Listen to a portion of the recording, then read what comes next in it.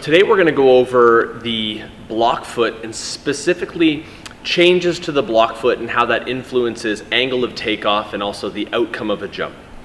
So up to this point now we know that the block foot is our last contact. So in a jump or a takeoff, 2 foot, we're going to have our penultimate stride followed by a block foot.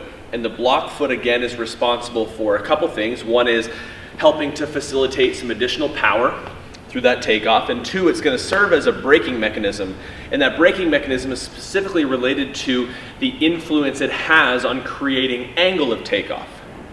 So what I want to do is take a look at applying the block foot in a few different ways and how that's going to influence obviously our angle of takeoff, and then let's talk a little bit about how the acceleration through that penultimate stride into our block step can also do the same.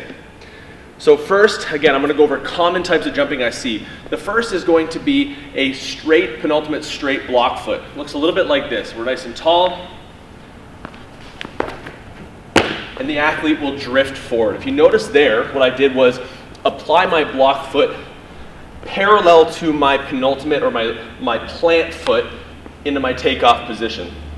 What happens here is, although we can get slight braking through the block foot, is that the position of our block foot isn't advantageous for creating a firm or a quick stop or break to our jump. So what happens is, as I hit my plant and my block comes through, is now we're rolling through takeoff, which in turn is going to provide a little bit more horizontal distance covered to takeoff.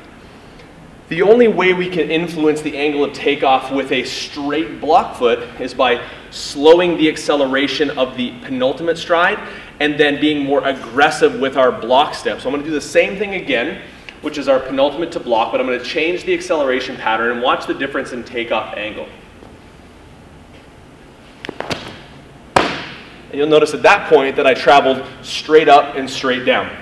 This is especially important for someone such as a middle hitter in volleyball, where the approach is going to be a little bit more perpendicular to the net, and as a result they're going to need to be able to have breaks but also have options with a swing. Hips being open, being able to again cross, straight, or cut. Now let's turn the block foot slightly. So now we're going to affect the angle of takeoff by applying a little bit more surface area and brake. So I'm going to adjust my block foot from straight to a slight turn and approach my jump similar to the first jump, which is being aggressive through that penultimate stride. So nice and tall here. So I'm getting a steeper angle of takeoff. With the angle of the foot and changing the angle of the foot, it's very important for you guys to understand the necessity of also allowing the hips to change with the foot. If I approach straight with my penultimate stride and I apply my block foot on an angle without allowing my hips to open, we are going to get a lot of excessive forces at a few different joints.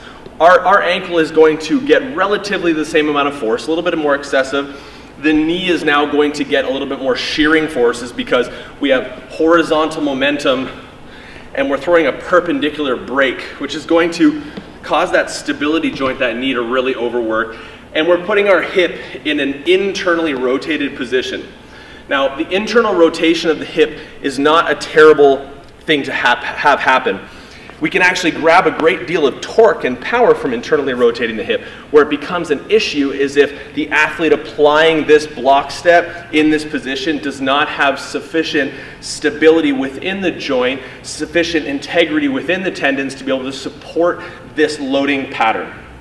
So I recommend, as we get a little bit more sharper with that block foot, as we turn that block foot further and further in, that we allow those hips to also, so when you hit that takeoff position, you might be a little bit more perpendicular. Let's say if we're headed toward a volleyball net, a little bit more perpendicular to that net, or sorry, I should say parallel to that net. But what will happen here is we're able to put down a really hard block. So I'm going to do this stride again with a nice horizontal block, and then I'm going to attempt to land back forward again. So we're nice and tall here, we're going to accelerate and hit. It's a very powerful position to hit for takeoff, and when it comes to achieving peak vertical off 2 feet, it is the most advantageous position to be in because we're able to be aggressive through that horizontal approach, very aggressive and accelerate continuously through that penultimate stride, and apply a great deal of braking forces that will help to translate that horizontal speed into vertical lift. So keep in mind that when we're learning technique and we're applying principles of technique, that there are subtle nuances in each of the phases that will allow you to execute the jump in a variety of different ways. This has been Tyler Ray, the Jump Guy. It's my pleasure as always. There's like a thumb below, hit it, it's always appreciated. Make sure you subscribe. And I think the other thing is hit the notifications. I don't know about that, but try it if you'd like. Anyway, we'll see you in the next one.